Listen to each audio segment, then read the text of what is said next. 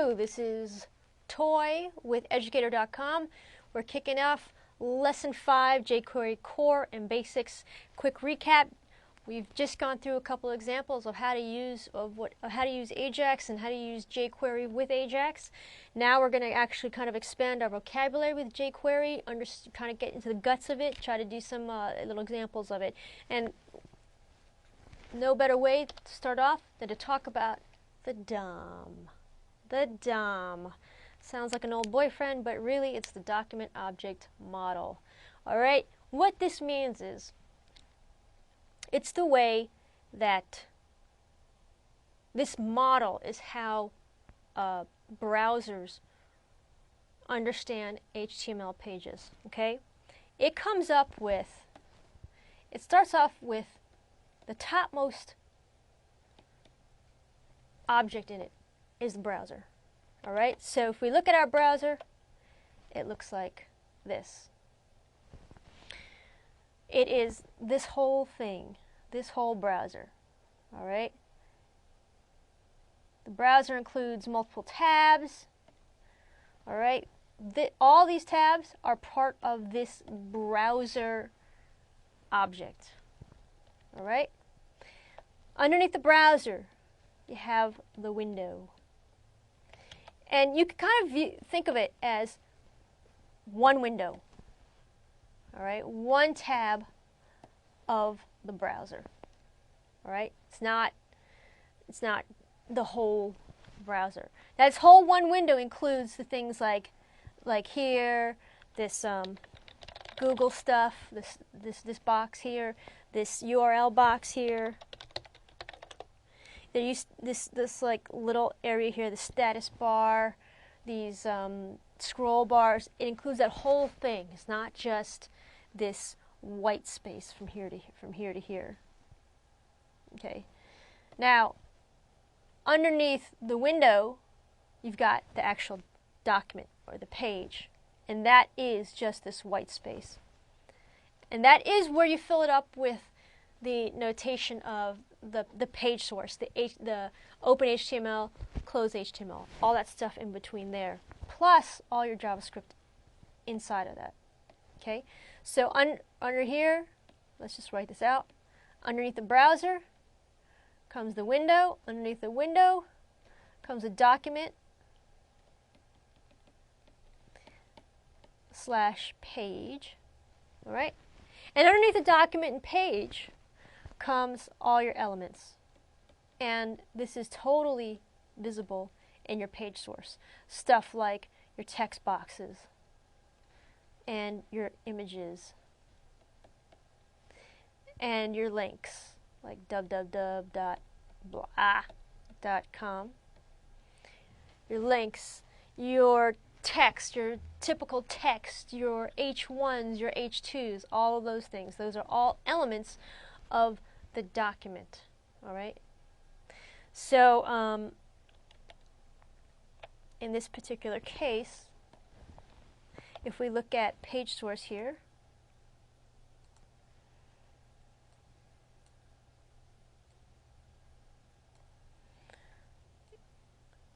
this is all the document. All right. Okay. So now, how do we access these elements within the document? It's important. This is what makes what makes your page comes alive when you start pressing these actions on it, and you start accessing the elements, and you start changing them, and you modify them according to how the user interacts with your page. Now, in typical JavaScript format, again, you should be familiar with this by now, because this is just typical JavaScript right here. Document, which refers to again this stuff, your page source. Document, and then within it here we've got forms 0, elements 4. What that means is, in the document, And because JavaScript is a zero-based language, therefore it means when I say form 0, it means give me the first form. If I said forms 2, it would mean give me the third form on the page. But in this particular example, I'm looking for forms 0, which is the first form. What I am saying is get me the 5th element in the first form of this document. Now, I didn't build a thing that has 5 elements, I don't think. So we're going to do something else. We're going to do this one here, which is tell me what is document forms.element2. If I click on it, it says radio. Now that's because I'd already built it, but if I were to refresh it, because it had the old JavaScript file in there in cache, it doesn't do anything. Because I went back, I erased it, we're going to build it together. So, let's do this. Let's build it together. Alright, once again, with jQuery, we start off with, let's load up the HTML page. Once all my nouns are loaded, let's go in there and attach verbs to all my nouns. So how we do that, we do $J document .ready function open. And again, because all these brackets and all these squiggly things, make sure you close them off so you don't incur any errors. I tend to lose track of my brackets and my parentheses and all that stuff, so I want to do it straight off the bat and save it. Because God knows how many times I've been up at 3 a.m. looking for that one damn bracket. Okay, so now this says, all right, we are doing when the document's ready, let's attach this. Let's attach something. Let's do alert $J. Now we're doing in particular this one here, this link, which is tell me what document forms element 2 is. Okay.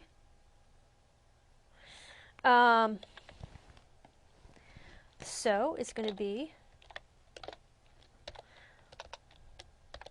.click function. When I click it, run this anonymous function.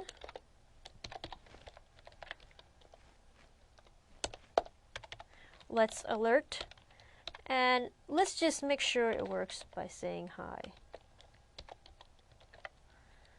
All right, let's check that out. Yay! It's been hit. So now we know that's working. All right, so let's tell me document dot forms. The first, what do we want? We want the first form, and we want element 2, which is the third element. Form 0, element 2. And let's reload that and see what happens. Nothing. And that is because my syntax is wrong. My vocabulary is wrong. It is actually not element, but rather elements. All right, let's check what this says now. Oh, awesome. Hits me back, says it's an HTML input element. Well, I know it's an HTML. It's probably one of these 4, so that doesn't help me too much. Let's get in there. From here, we can add on some more lingo. And hopefully, if I say .type, now this is all strictly, this line in particular here is all strictly JavaScript. There's no jQuery involved in that. All right, this attachment is jQuery. This binding here is jQuery. But this is just straight up JavaScript. All this vocabulary is from JavaScript. Okay, so give me the type. So I know it's not just, I know it's an input. But give me the type of input. Let's load this up, see what this says. Radio, which is exactly correct. First form, third element. This is 0, 1, 2, which is the radio button. So good. Now we're understanding this DOM here. If we go once again back to back to the actual source code, you can see that I could have just figured that out by looking through the source code. This is the first form here. And from the first form, let's look at the third element, 0. This is 0. This is 1. And this is 2. It's the radio button. Awesome. So now we're kind of understanding how to access the DOM. Really important when you're trying to do selectors, because right now we're just kind of doing really basic selector routines with jQuery. But when you start kind of wanting to know where you are in the place of the tree, the DOM tree, then you have to kind of do a little more crazy things, especially if you have a ton of elements that are nested within each other onto in the DOM. Okay, so you got our feet wet with understanding elements within the DOM. Now, from Wikipedia, and you can look this up because I did. Browsers are not obligated to use the DOM in order to render HTML. So I don't have to put it in DOM terminology. I don't have to write HTML, open HTML, open head, close head, open body, close HTML. I don't have to do all that. However, the DOM is required for JavaScript usage. So your DOM has to be properly structured, has to be properly written, has to be written in DOM notation in order for JavaScript to do its thing. Now, if any of you have ever worked JavaScript, and in the old days, I mean way back when there were no tools such as Firebug and Web Developer, there were no such tools, you will know how painful it was to write in JavaScript. You had one DOM thing that was wrong, your JavaScript blew up. You had one bad thing that happened, one comma that was missing in your JavaScript blew up. It just would blow up if you touched it or breathed on it wrong. So that's why you have to have a really good kind of solid feeling with the understanding of the DOM. So if you don't quite just yet, go back, kind of rip a page from one of your old sites and try to do this alert thing and try to go travel down the DOM and see where you can just do a little guessing game and do a little trivia game with yourself and just really kind of try to pinpoint places in the DOM where you can so that you can just really get a solid grasping understanding of the DOM. Okay? Let's move on to object-oriented JavaScript, jQuery, and chaining methods. jQuery is JavaScript. JavaScript is object-oriented. Therefore, jQuery is object-oriented. And again, and that's why I stress the kind of analogy of nouns and verbs. When you start using analogies such as that it's a noun, it really gets in your head that it's an object, and that the actions that you bind to these objects are verbs, and it really kind of starts making sense, especially if you're kind of good with your semantics and that stuff and how to your naming conventions with your variables. It really starts making sense. It's easy to read. You can actually scale easier that way.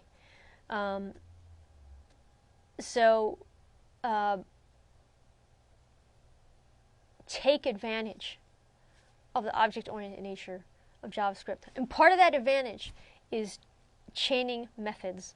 Objects have methods. We all know that. So for example, like in PHP or in JavaScript, you have an object, and you can put a method. It has a property, has properties, and it has a method, which is a function attached to it. Okay? Methods can be chained. That's a great thing. You can almost kind of, if you name your things properly, you can almost read your methods like it's an English sentence. It's great. You have your object, your noun, and you have a bunch of verbs after it. Let's try to do this example here. Okay? So first of all, let's go down here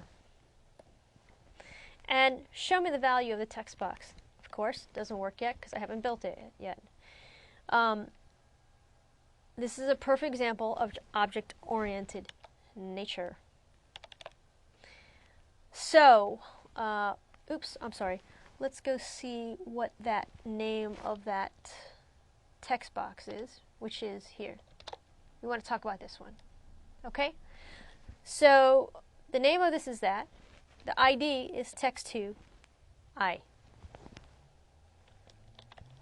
Alright? So, when I click on this, tell me the value of the text box I'm talking about here. Okay. So now, let's create another action. Let's bind another action. Bind, create, bind. People tend to use bind, but I think that sounds so officious. It doesn't sound like what humans would say, so I don't always use that verbiage, but I guess I should start to get you used to it. So, on this object, which has the class of chain1a, when we click it,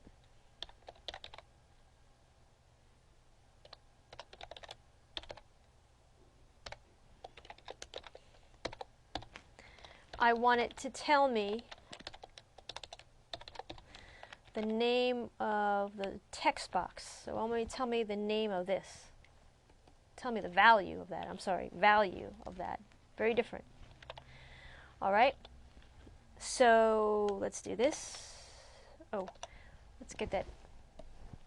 Let's get this here.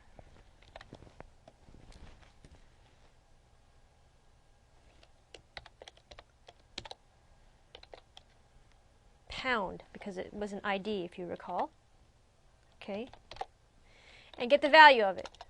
Now this is a perfect example of an object, this object here,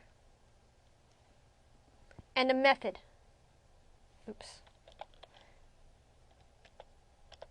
And a method that's attached to this object. All right, so let's try it. Let's type in some stuff in there. Stuff.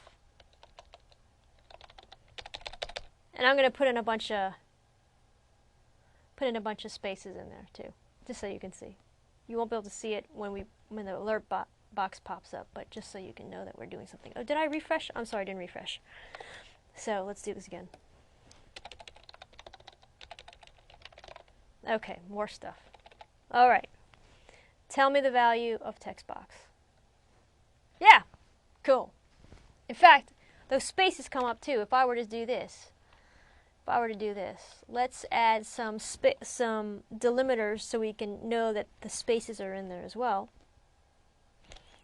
Let's do this. And that will add 2 dashes before and after my text that comes up. Okay, so let's try this again.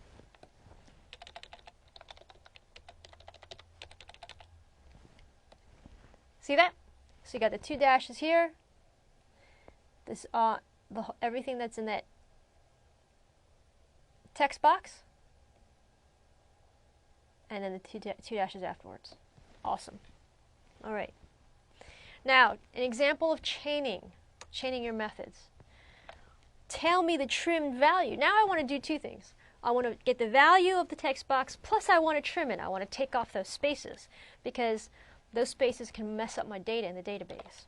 Happens all the time. Like a username, and people put space John.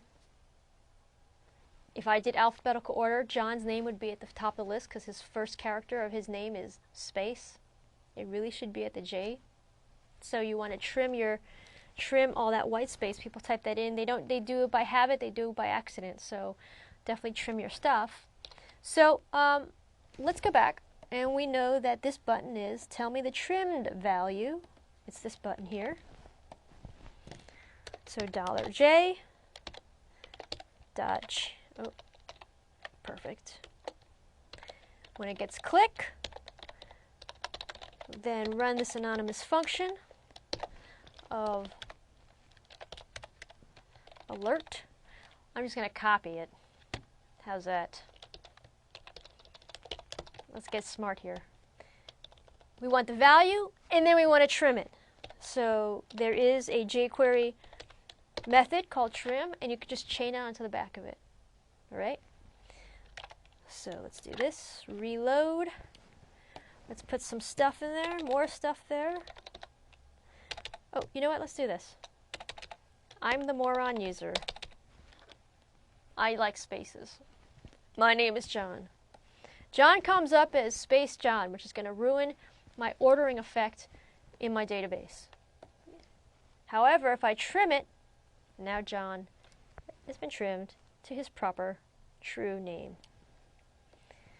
All right? So that's pretty cool. So objects have methods, and methods can be chained. Use this to your advantage. Really great stuff. Object-oriented programming is awesome. I'm so glad it was invented. It took me years to actually get my butt on the wagon, but once I was on it, I was on it. You ain't pushing me off. Okay.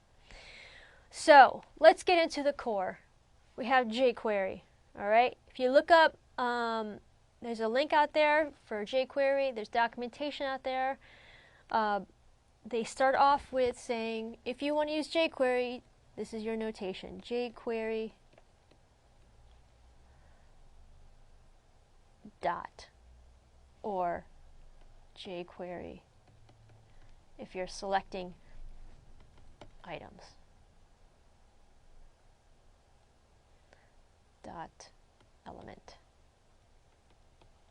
Okay? Same thing once again as this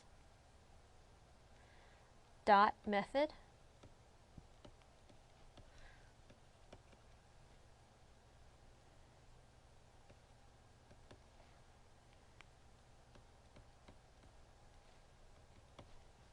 Same thing as once you put in that no conflict thing, which I will get to shortly.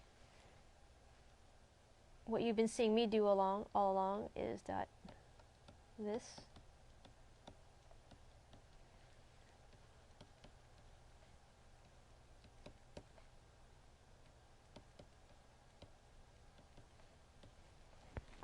Okay? Because I don't want to write jQuery out every single time. I'd rather use $J. Alright, that's how we started with jQuery. From here, jQuery no conflict. If you were to look back here in my generic,